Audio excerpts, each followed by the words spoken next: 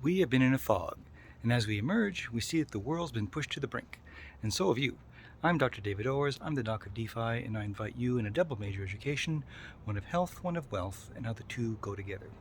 So, you caught me. What am I doing here? Well, this is actually the dog run um, where I am in Arizona, and I am doing the not pleasant task of tending to the dog run. I guess you all know what I mean by that. Um, and it got me to thinking a little bit about what's going on in the crypto space right now. A lot of you might be hearing that we've got some full-on bear markets events going on right now. Things continue to lower. There's been a very slight rally of the price of Bitcoin, but people are thinking and predicting that there will be more downward trends. And there are some people out there saying that this might be the end for a lot of the markets in the crypto space and a death of some of those. Luckily, we have history that shows a little bit differently. There have been a lot of downward trends, especially in Bitcoin, and there's been a recovery. This would then be the third downward trend that since 2009, and there has always been a recovery. The people who analyze things like this will show you that there are what's called certain pressure lines on the graph or support lines as well, that can predict the fact that things won't go below a certain floor. And some people are saying that's 18,000. Others will say no, they're predicting sub 10,000, and there's a war between, well, not a war, because it's just an open discussion between the people who analyze things and what that all means. I don't get into that very, very much. As a matter of fact, there was a full moon yesterday, June 14th. In June, that's called the strawberry moon. Other people call it the blood moon because if you look at it, it is red.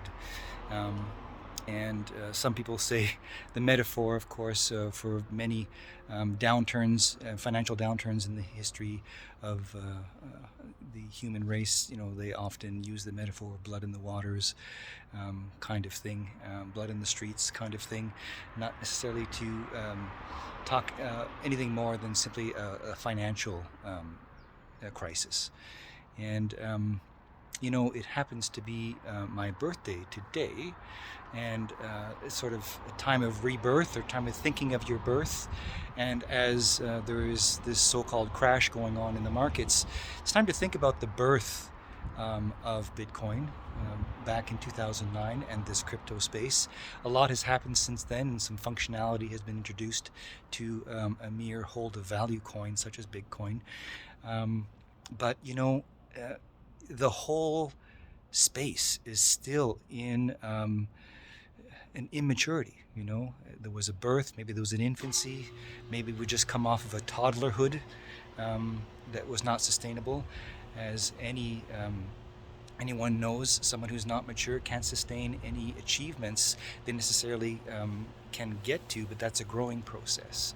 So a toddler can show a lot of promise and reach great heights for a toddler, but being immature, can't sustain that. And I believe I've touched upon that in the past. This could be what's going on here. And so I'm thinking of the fact that this is probably something that we can look on as a positive, as a learning experience. It's great to go through all aspects of a market, including a bear market like this, and with the appropriate portfolio, the appropriate approach to the portfolio. Times like this are simply a time of patience. Warren Buffett said that yes, this is where a lot of money is made, it's in the patience. And so try not to give any financial advice, but I do try and emulate the people who have a proven track record. And there are people like that in the crypto space.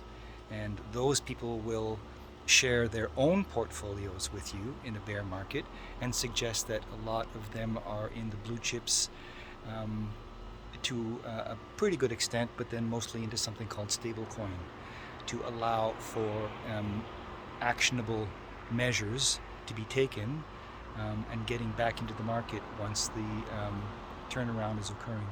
Others will say even dollar cost averaging is something that you do regardless of bullish or bearish markets, and that's what they're doing as well. And these are people who have a proven track record in the crypto space for years and years and years. So for me, I get back to this, why I started the video here in the dog run.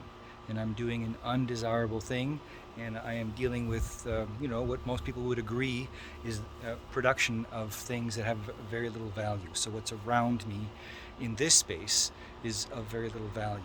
But the point of being a dog owner is not taking stock of what's in this bag or what's around me or what's being produced in this particular moment. The point is of being a dog owner and what that does for you. And that's where the value lies, not necessarily what I'm dealing with right here, which appears to be on the surface of little value. So perhaps, we have prices of assets right now that appear to be on the surface of a lesser value than you would hope. And of course, we are all in this space in a financial mindset as well to produce financial assets and increasing assets. I get that. But the whole point of getting into this space is the peer-to-peer, is the community of self-empowered people, is the idea that we will preserve and grow stronger a decentralized place to be that will provide value for many, many, many years and decades to come. And who knows? And I only say that because we don't know what shape this will take. 5-10 years from now, it could be vastly different at the rate that this is going. And there could be so many more valuable attributes to this space that I can't even describe right now. So yeah, the point is to be in it. The point is to support that. The point is to be proud of being the holder of your keys. And the point is to be able to make strong this peer-to-peer evolution that we are going through, irrespective of the price, the value, the apparent value of an asset at this point. Being in those assets is important. And as the people who with a proven track record have shown us, even at this point, there are ways of getting into it with the blue chips and the stable coins that are viable. It's a good way to go. So it's not all doom and gloom, and I am going to leave the dog run now because it is still 100 degrees out here and not so comfortable, and I will go and enjoy my birthday this evening. We'll see you later.